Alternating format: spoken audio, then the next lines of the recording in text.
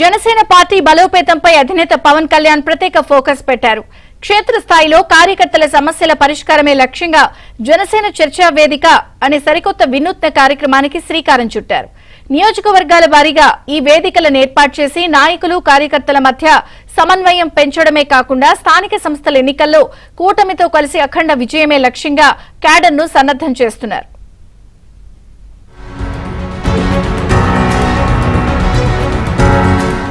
జనసేన సైనికులకు అండగా నిలిచేందుకు పవన్ కళ్యాణ్ జనసేన చర్చా వేదికను తీసుకొచ్చారు. ప్రతి నియోజకవర్గంలో ప్రజా సమస్యలతో పాటు కార్యకర్తల కష్టనష్టాలను విని పరిష్కరించడమే దీని ముఖ్య ఉద్దేశం. స్థానికంగా సమస్యలు తొలగకుంటే పార్టీ కేంద్ర కార్యాలయంలో చర్చించి నిర్ణయాలు తీసుకుంటారు. నాయకులే స్వయంగా కార్యకర్తల వద్దకు వెళ్లి సమస్యలు వినడం దేశ రాజకీయ చరిత్రలోనే ఇదే ప్రథమమని పార్టీ నేతలు చెబుతున్నారు. పవన్ ఆపరేషన్ కు వెళ్తూనే పార్టీ బలోపేతం, స్థానిక ఎన్నికలపై నేతలకు క్లారిటీ ఇచ్చారు. వైసీపీ ముసుగులో సోషల్ మీడియాలో జరిగే అబద్దాల విష ప్రచారాలను తిప్పికొట్టాలని పిలుపునిచ్చారు. పదవులు ఆశించకుండా కష్టపడే కార్యకర్తల ఇళ్లకు వెళ్లి మాట్లాడాలని, ద్వితీయ శ్రేణి నేతలు, ప్రజాప్రతినిధులు కలిసికట్టుగా పనిచేయాలని పవన్ తేల్చి చెప్పారు.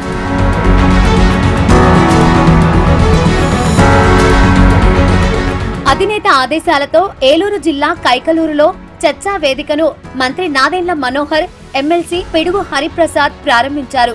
జనసేనలో ఎక్కడా గ్రూపు రాజకీయాలకు తావు లేదని, ఇక్కడ ఉన్నది ఒకే ఒక్క పవన్ కళ్యాణ్ వర్గమని స్పష్టం చేశారు.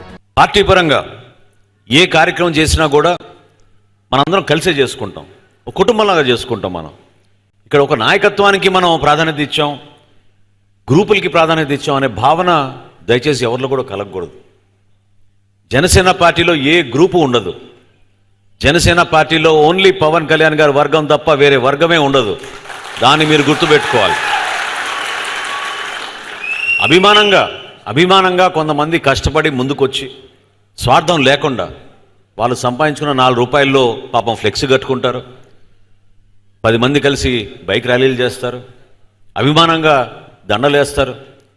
ఇవన్నీ కూడా వ్యక్తిగతంగా మనం ఒకరు నచ్చితే, మన పార్టీ కార్యక్రమాలు నచ్చితే మనం అందులో పాలు పంచుకోవాలనే ఉద్దేశంతో మన కార్యక్రమాలు చేస్తాం తప్ప ఇక్కడ ఒక పదవి కోసమో లేదా ఒక వర్గం కోసమో రేపటి రోజున ఇక్కడ నాకే పట్టు వస్తుంది, నా వల్లనే ఇక్కడ పార్టీ నిలబడిందనే భావన రాకూడదని నేను ఈ సందర్భంగా గుర్తు చేస్తున్నాను. గత వైసీపీ 5 ఏళ్ల పాలనలో ప్రభుత్వ వ్యవస్థలను స్వప్రయోజనాల కోసం వాడుకుంటూ తీవ్ర నష్టం చేకూర్చారని, నాటి అరాచకాలను, నిర్వీర్యమైన వ్యవస్థల పరిస్థితిని ప్రజల్లోకి బలంగా తీసుకెళ్లాలని క్యాడర్ కు నేతలు పిలుపునిచ్చారు.